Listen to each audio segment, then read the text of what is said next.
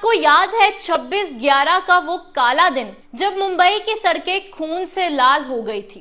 ताज hotel, Oberoi, Trident, CST station, हर जगह चीख पुकार, गोलियों की गूंज और दहशत का मंजर था। देश दहला हुआ था।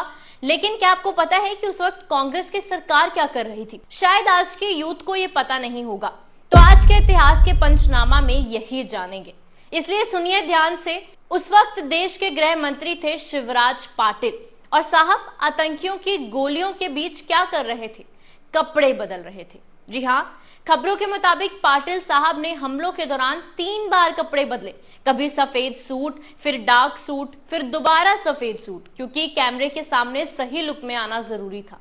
देश जल रहा था, लेकिन मंत्री साहब फैशन शो में बिजी थे। देश के लोग अपनी जान बचाने के लिए होटल के कमरों में छुपे हुए थे। मुंबई पुलिस आतंकियों से लड़ रही थी, लेकिन कांग्रेस के नेता क्या कर रहे थे? अब राहुल गांधी की बात कर लेते तो राहुल गांधी तब क्या कर रहे थे? पार्टी कर रहे थे। जी हाँ, देश की जनता शोक में थी, सड़कों पर मातम पसरा था और कांग्रेस का युवराज मूड में था। इतना ही नहीं, 2011 में राहुल गांधी ने बयान दिया कि सरकार के लिए आतंकवाद को 100% रोक पाना मुमकिन नहीं है। सोचिए, देश के मासूम मारे जा रहे थे और सरकार हाथ खड़े कर रही थी। अब एक और बड़ा खुलासा। भारत के गृह सचिव और बाकी टीम जब मुंबई में लाशें गिर रही थी, तब ये पाकिस्तान के मरी हिल्स में छुट्टियां मना रहे थे।